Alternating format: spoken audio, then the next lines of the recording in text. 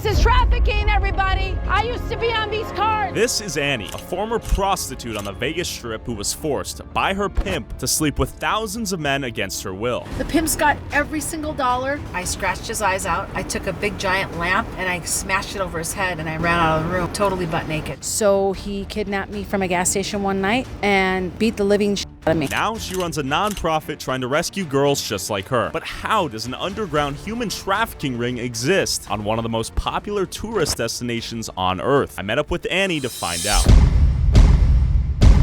Now we're gonna go to where I used to work. So Annie, we have the all-seeing eye of the Las Vegas security watching us at every step. How does a underground human trafficking ring exist with all that security? Because you don't look like you're a victim of trafficking. You wear your little tennis shoes, you walk in, and you act like you're on vacation. Do you have people that know your face, what you look like? Yes, I do. Okay. Unfortunately. So do you get nervous when we go into the casinos? No. Okay. This is a nightclub that used to be called the Jet Night. No, there used to be a ton of pimps that would hang out there. And how many pimps are on the strip right now? Oh, right now, probably, because it's day shift, probably only a couple hundred. Let's go to the bar that I used to hang out at to catch dates. What would we call them back in your day? Oh my gosh. So back in the day, we called them Marks, Johns, Tricks. Meaning a potential customer? Yes. How long ago were you in the industry? Oh my goodness. I quit the escort services in 1998. When I got in, I was a teenager. Like 16, 17? 18, 19. Ugh. Yep. I was not of drinking age. I had fake ID. That used to be a full-fledged bar. You could sit there and you could play video poker and just wait for a man to come up to you to start talking to you, and then you would basically solicit him. So how do you know someone's in the market to have sex? Just by the look in their eye, the way they're carrying themselves. Really? Yes. Let's explain the logistics of hiring an escort. So I see these cars that drive by and they have a phone number. Yeah. Yep. They're advertising that this girl is going to come. And this is perfectly legal in Las Vegas, right? It's legal to have a stripper in your room. So to break down who's involved here, we have you, the escort, let's say in the past, and the pimp who is trafficking oftentimes? Yes. Or all time? All the time. Okay. When my trafficker was my 100% trafficker, he took every single dime I made. It's complete slavery. You can't avoid it because you're brainwashed. They groom you. They make you believe that they're safe, that they're going to take care of you. They have your best interests at heart. They have this whole business plan. I mean, my whole thing was this. I wanted to have my own jewelry store. And so that was his little shtick. He used that against me to make me believe, oh, one day we're going to have our own jewelry store. But I was like, oh, all the money I'm making is being invested into that jewelry store. That was the carrot he dangled over your head? Yeah. My ex-trafficker would bring these girls to our house, and they were like 13, 14. When I found out how old they were, I shipped them home without his knowledge. He would beat me up. Your trafficker is still out and about? There's two of them. So are they still at large? Yes. I honestly hope the best for both of them. One of them shot himself in the head. He's still alive. Jeez, the second one. And people get so angry, because I was working in the industry itself for 11 years, nonstop, probably 12-hour shifts, 16-hour shifts, depending on how busy it was. I never stopped. But they make you believe that you have control of it. Our nicknames to all the traffickers were this. We were hoes, hookers, bitches. When he was being nice to me, a white bunny, because I was a white girl. Sure. So white girls command a lot of money. Okay, look right here. Yeah. You think that's something? Yes. Really? Looks like she's working. Really? It seems somewhat discreet. Of course she is. Let's walk over here because I'm going to show you the craps tables. And in fact, you know what? It looks like there's a girl there right now working. It's quiet, huh? Isn't it? I would sit here, but I would usually sit on the end so I could see the whole span of the casino over there, where that older guy is right there. So that's when you might target? Yeah, he would be a potential target for me. White guys? Absolutely. So when a man was potentially sitting around, hanging around, looking for someone like me, I would, hey, here's my number. Call me later.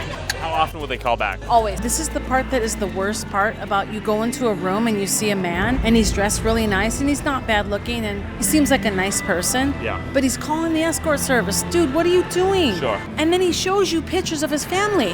Oh, here's my kids. Here. And I would be like, what are you doing? A man putting his hands on you for money, it just adds fuel to the fire. It literally makes it worse. So then your mind literally goes to this place of all men are cheaters. Sure. All men want sex. That's all they want. They don't want a relationship, which I know to be a total lie. I mean, listen, there's weirdos everywhere. If someone's calling for sex and they're paying for it, what else do they feel like they're entitled to? Your life? Rape, Sure. You know, some sort of asphyxiation, maybe someone getting beat up because it turns them on, because porn takes you to a new level. And that's what gets these men to call, is that they get addicted to porn. They start looking at pornography material, they start, engaging, they start like fantasizing, then they say, oh, I wonder what it would really be like to get someone in real life. Let's try it. And all of a sudden, you're getting a phone call, go to this room, and the guy opens the door and he's shaking. He's like, oh my God. And I'm like, oh, it's the first time you ever called? They're like, yeah, I've never done this before. Oh, so tell me why you're calling. Well, I've been watching porn for years. I mean, they tell you their story. Or my wife doesn't give me sex, or I'm single, or I'm lonely, or I'm still a virgin. I would have men that would call for their sons to de-virginize them. Isn't that crazy? Would it be common for an escort to take an underage kid's virginity? It's happened before. With you? I'm not going to say. Okay, so but people you know. Yeah, but I do know that the fathers call for their sons to be de-virginized. Sure. Especially during a bachelor party. Oh my gosh, I did so many bachelor parties where the man that's getting married has never had experience. So I have to teach him. Experience. The biggest demographic would be older, overweight, married men. I've seen a lot of stars, major male movie stars. Like Leonardo DiCaprio level? Yeah, game show hosts, Jimmy Kimmel. sports figures. Steve Harvey. You guys just keep watching me because I'm tempted to say these names. And also, I would get calls from big CEOs of companies. Is that valuable blackmail that these women often use for anything? You could. Okay. Now that we have cell phones, I never did that though. I was an honest escort. That hotel right there, see the blue one right there? Yep. I went up to the room, he opened up the door. He looked really sketch to me, so I was like... Nervous. He didn't look like a buyer. So I said, can I see your ID, sir? He comes whipping back out with a flipping gun. A .357 Magnum snub nose. Okay. Pulled it on me and me. What? And then threw my clothes out the window. Yep. I fell in love with one of the guys. It was right at the end of my escort career. He was actually an actor, and he is a very famous actor, actually. Interesting. And he tripped me out because he told me he liked me too, and that he was willing to work with me to help me get out of the business. And I was getting coke for him. So I was calling my coke dealer, getting coke for him. I was with him for 2 weeks. And he broke my heart because I thought, you know what? This guy seems like he really cares. He really is into me. He's very sweet. He's good looking. I mean, he's been in movies. I'll just give you a clue with Demi Moore. He gave me his number, called him up. I was like, hey. Girlfriend answered the phone. Oh. I said, who's this? She goes, well, who are you? And I told her who it was. Oh. I said, this is Fallon. Your fiance, which you claim you have, was paying me for sex. I told her. Jeez, okay. I was crying. I was pretty upset. That's sad. And I was like, within a couple days, like legitly fell in love with this guy. And I told my second ex-pimp, I said, I'm gonna leave you. And the only way I got out of that relationship was because my brother came with a shotgun and said, you're packing. And my ex-pimp watched me pack my things. So your brother saved you. And one of my girlfriends, she was a phone girl. Yeah. Now, as you listen to Annie's story, you might be wondering, why didn't she leave the industry earlier? It's called trauma bonding. It's when an abuser recognizes that the person that they're dealing with has had a lot of trauma, and they bond because of that trauma. So a trafficker is very smart. They can see that there's been a disruption in their personal life as a child. They weren't treated correctly growing up, so they never really had a father figure, or they didn't have a mother figure, or they were from a broken home, or they've come from poverty. Look, the thing is with the traffickers is if someone's already abused this child, half of their job is done. So it's a setup. These women are primed to be trafficked. They're primed. And can you explain what your first and second trafficker predated on? The qualities they saw in you that made you eligible for trafficking? Just, I think insecurity. Okay. And not thinking I was beautiful enough or loved enough, and naivety. I trusted everybody. I didn't believe anyone was trying to get me. It's like I really felt like I was smart, that I had my life together, that I knew what I was doing with my money, that I... And so here's a big question that I don't understand. Were you making the money that you brought home for a time, and then out of nowhere, did your pimp start taking it all from you? How long were you making your own money? Oh, at least a half a year. And then he said, hey, I'm going to take 80% of No, that? he just took it all the first night. With physical violence, Here in Las persuasion? Vegas, yes. I was beaten almost to death that night. It was horrible. It was probably one of the worst experiences of my life to realize the man that I trusted, the man that I put all my cards on the table for, the man that I believed in, the man that I loved deeply, would have died for, was now hitting me, beating me, telling me I was just his hoe and that he's my pimp now and this is the way it's gonna be. And was it almost like a switch flip that day that you Yes. never saw out of him? Yes. And I don't want to start crying about it Yeah. because I think of that young girl back then. I think of how naive I was and how innocent I was inside my heart. I did not want any man to treat me like that. But I fell for it. And I wanted to leave, but I couldn't because he threatened me. Now, why don't girls... Yeah. It's all about control. It's all about isolation, coercion, and control. It's all about keeping that person in a subservient position where they cannot leave. No ID, no bank account. You don't own anything. You basically work for that slave master. You're enslaved. And a lot of people think you're living this lavish life, you're dressed up, you're glamorous. Does any of that life exist? Is that real? Or is it an illusion and he can take it away from you at any point? It's an illusion and he will take it away from you at any point. I got kidnapped back too. He cut all my hair off, buzzed it off and with the clippers and in front of 6 pimps. And they brought the girls there because I left my trafficker and he didn't like it. And I was running around town with a brand new car and it was very disrespectful to the game. So he kidnapped me from a gas station one night and beat the living shit out of me. Any pimp that a girl leaves, it makes them look bad. These girls working the streets, they're working 12, 16-hour days, and very few of them are actually bringing home any money. Why do they work so hard? It's part of the trauma bond with the trafficker, and they have to prove themselves to the trafficker that they can make the most money. And so because of that, they'll stay out as long as it takes to make their quota. A quota is a trap. It's the amount that the pimp told each person to make. Like, let's say mine was $3,000 or $4,000 or $5,000. If I didn't make that money, I couldn't come home. What would happen if you didn't make that money? You'd stay out. If you didn't stay out though and you came home without that money, would you get assaulted? Yes. Okay. You So can get assaulted, or you get, basically, you get told you're not gonna have sex tonight, or you don't get a hug tonight, you don't get a kiss tonight. You're desperate to be loved. You have no self-esteem. You think that you are a whore. You believe that no one could ever love you. Annie, you mentioned other girls were trafficked at the same house you were at. How many girls would a pimp have, and would he use multiple women as leverage to Of deprive course. you of affection and love? Yes, that's the whole game of a trafficker, is to get your mind on the other girls in the stable, the family, to make you feel jealous, to make you feel unheard, to make you feel in competition. So they use those relationships like a teeter-tot. Oh, well, she'll do this if I do this with this other girl. Maybe I'll have sex with her one night and I won't have sex with her one night, and then I'll make it seem like I don't love her anymore, and all of a sudden she's making bank. Because now she believes if she brings home more money, he's gonna give her more attention, because that's what we think. Even though it sounds absolutely ridiculous, we think it. A lot of those pimps are from broken families that they never had a childhood, or their childhood was gang life, or their childhood was no father, or no mother, or an orphan, or whatever it looks like, or abuse. I mean, poverty, you know? Is that what you found? Did your pimps have those backgrounds? My pimp had poverty background, and his father left when he was 4 years old. Okay. My ex-pimp. He never knew his daddy. I was my trafficker's punching bag. I was the evil that he couldn't speak of, because I'm a woman. Yeah, you loved him and he allegedly loved you. I loved him with all my being and all my Yeah. heart and my soul. I would have married him, unfortunately. And that's part of the grooming and the complex trauma that It's- people don't understand. They don't get it, because when you love someone, you'll do anything for them. You'll die for them. Would you have died for him at some point? Yes, Yeah. I would have. You can't see it from here, but there's Yeah. one that I was at beyond that one right there, the blue one, that I was thrown out on the 22nd story window. Huh?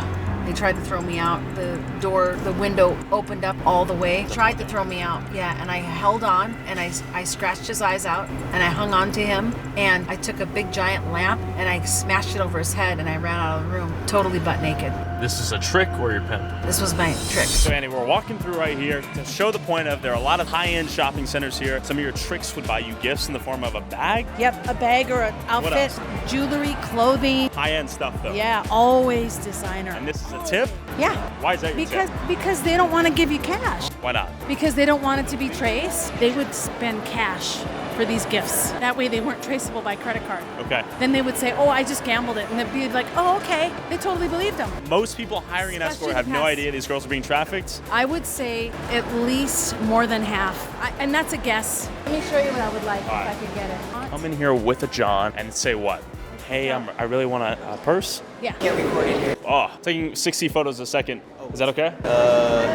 So how much? That's about Thank you. 5,000. But a lot of the times, these are very wealthy people. So if you go on a call, you're always checking out the watches. You want to see if the man has any money. And one of the telltale signs is, what is his watch? If he had one of these, and you were up to date on your information on what model it is, and they're always worth $150, $200, $500,000. Just depends on what you're looking at. Could you tell a real from a fake Rolex at the time? I had to. Would this humanize the experience of being trafficked? Would you feel good about yourself when you get a tip like this? I'm telling you, shopping therapy was my thing. And as we were walking, this lady recognized Annie and commended her for the work she's done speaking on this topic. Oh, there you go.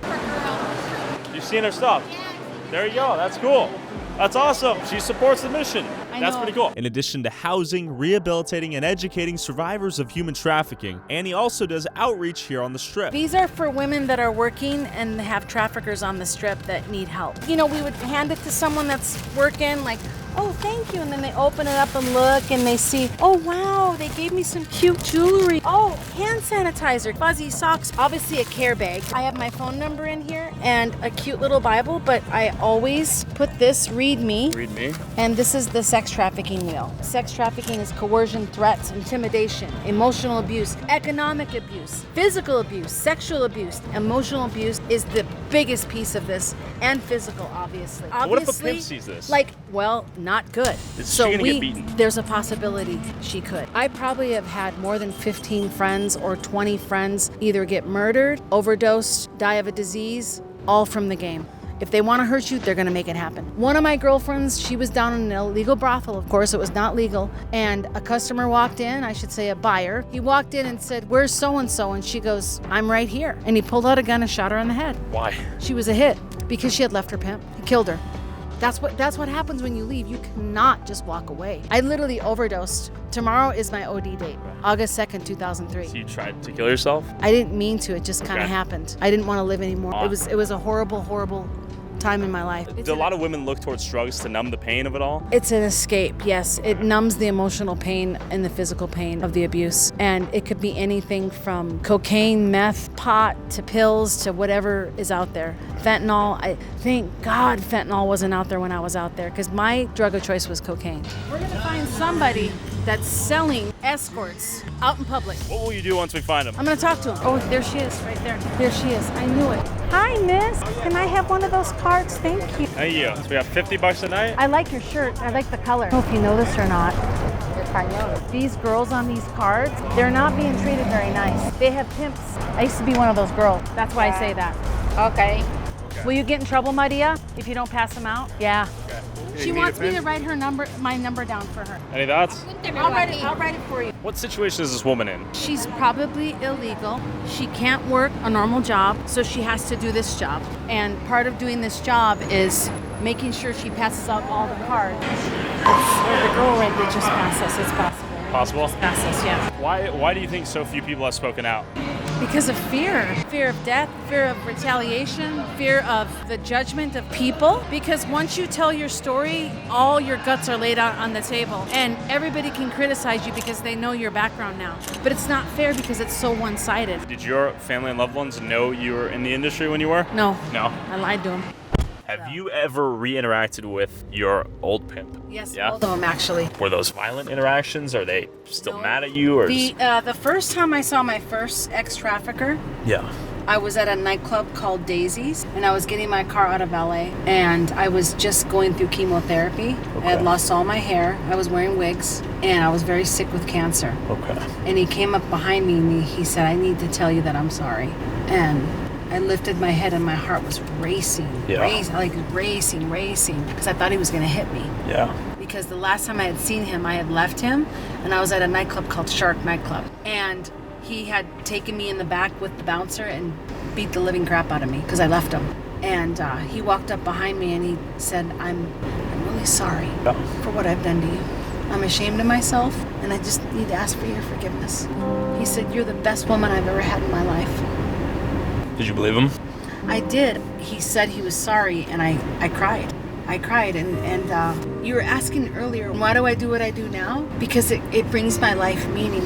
And to let these ladies know that they're loved and that they don't have to sell their body for a living, and that God loves them and forgives them, and that he was never mad at them, and no one has a right to shame them or victim blame them or make them feel like they're smaller than they are, because they're beautiful, resilient women that have, to me, they're the most powerful women in the world. Do you wish you had for a living? You know what I mean? Like, that's just not right. Like, why would you do that to another human being?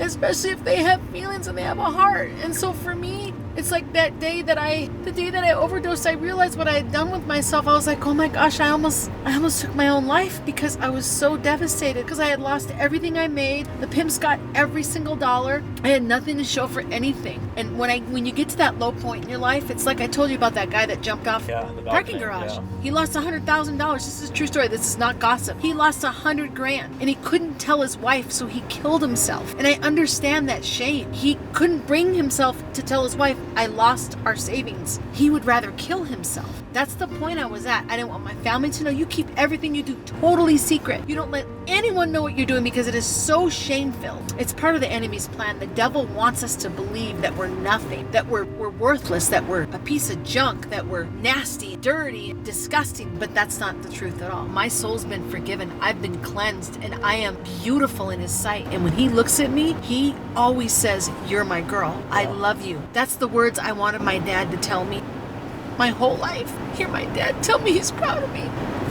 So I hope he sees me now. Yeah. While Annie found peace in her relationship with God, she also ended up getting married. I met up with her and her husband Oz the next night to hear his perspective on Annie's life story. We met on MySpace. Okay, that's magical. You guys have been married for how long? 14 years. 14 years. Did you think this was ever going to happen? I always felt like there was something better and somebody was going to love me. I knew it deep down in my heart, but I know that was a God direction, that God was showing me that. So most girls don't have that compass like I did, unfortunately.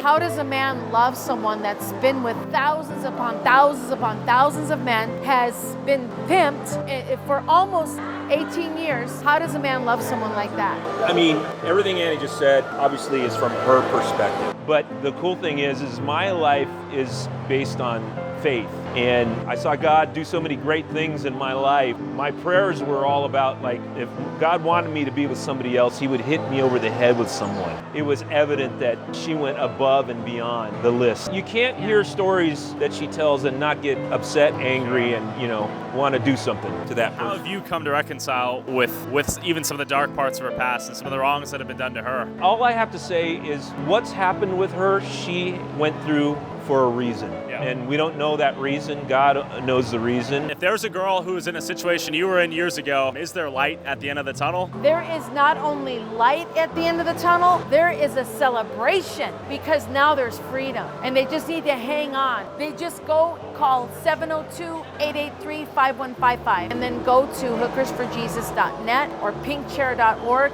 Get a hold of us and we will help you. And please donate to us because we do need help. We are a survivor-led agency. Also, whoever has the most viewed TikTok or YouTube short using a clip from this video, I'll send you $500. Post however many times you want, but you must tag my TikTok/YouTube and put YouTube Tyler Oliveira in the title/description. Last week's winner was this guy, and if you know an interesting person or place whose story would make a good YouTube video, email me their contact info and story at this email. If I use your idea, I'll send you $500.